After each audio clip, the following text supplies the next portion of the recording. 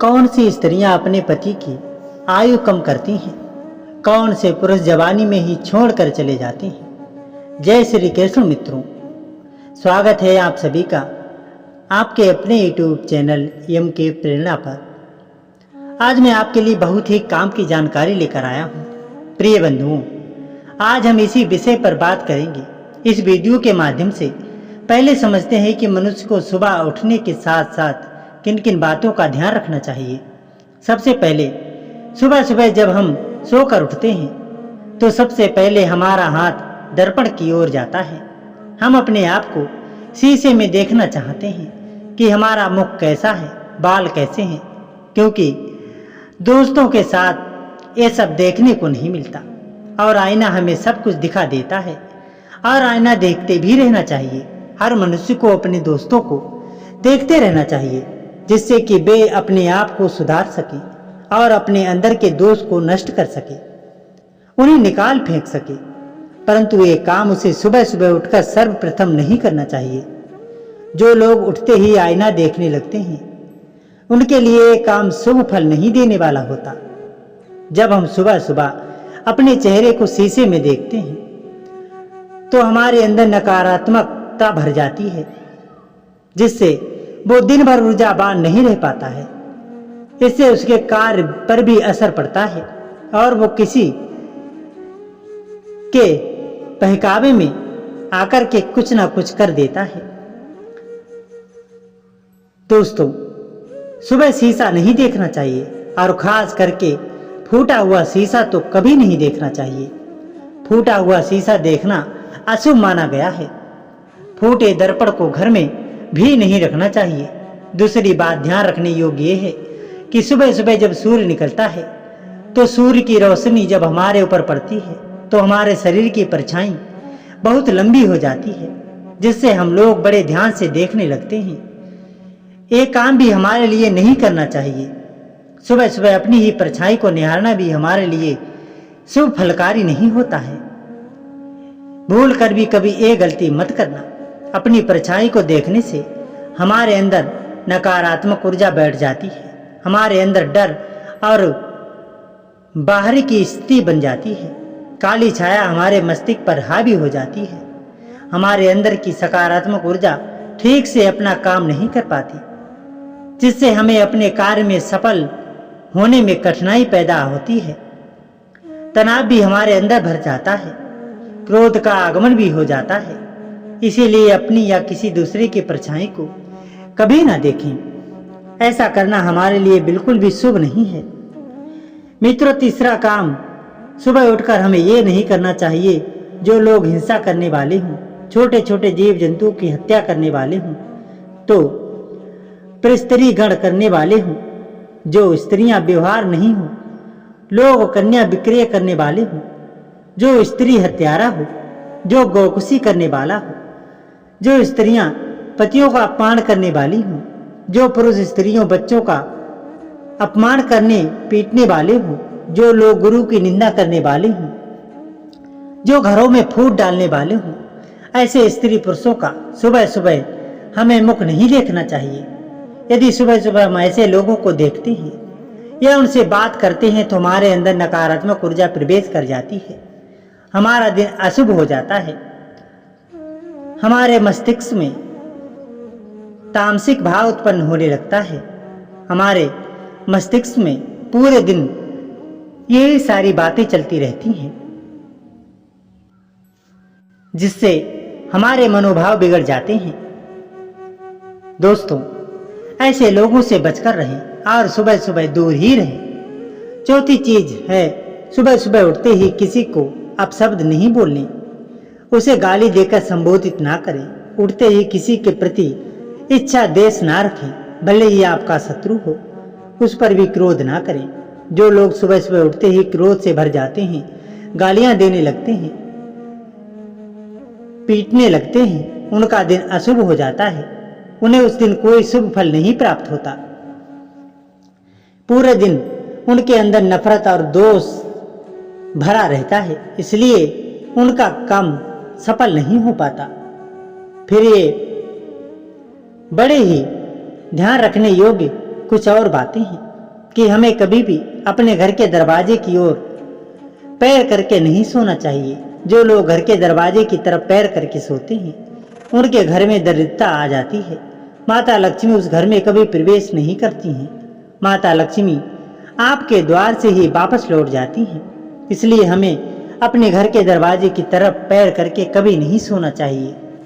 दूसरी ध्यान योग्य बात यह है कि हमें कभी भी दक्षिण दिशा की ओर पैर करके नहीं सोना चाहिए, क्योंकि कहते हैं दक्षिण दिशा में यमराज का घर है।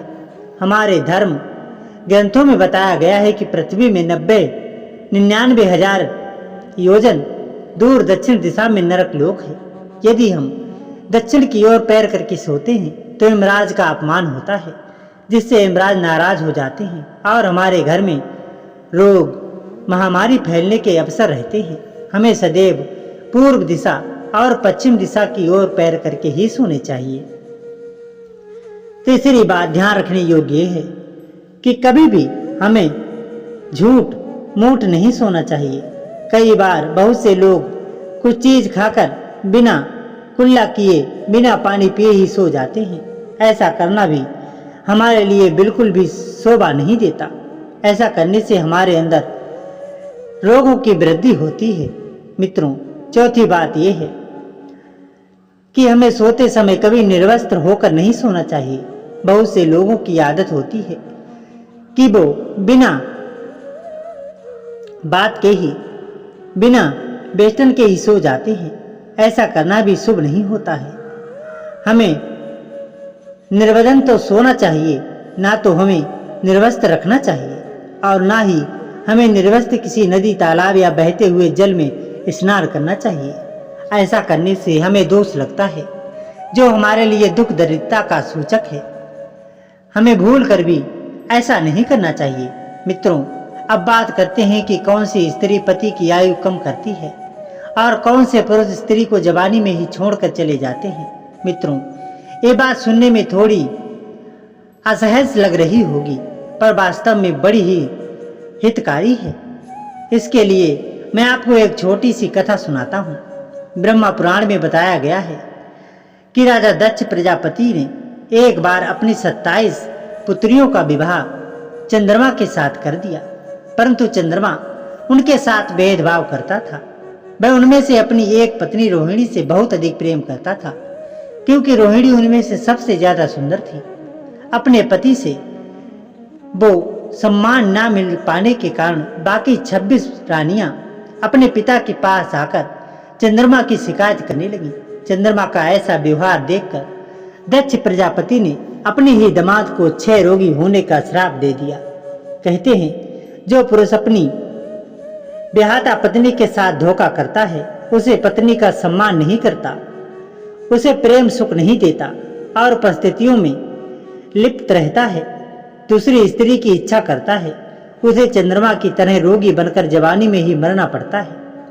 मित्रों, एक दिन उन्हें दक्ष कन्याओं ने फिर अपने पिता से दुखी होकर कहा, पिताजी, हमने आपने पति की शिकायत आपसे इसलिए की थी ताकि हमें पति का प्रेम मिल सके, परंतु आपने तो उन्हें श्राप देकर हमारा पति ही हमसे छीन लिया। आपके कारण हमारा पति ही हमसे दूर हो जाएगा। तब दक्ष प्रजापति के समझ में आई कि वास्तव में स्त्रियों का नेत्र उनका पति होता है। पति ही स्त्रियों की गति है, पति ही उनका प्राण है, पति ही उनकी संपत्ति है, धर्म है, और मोक्ष भी प्राप्त पति से ही होता है।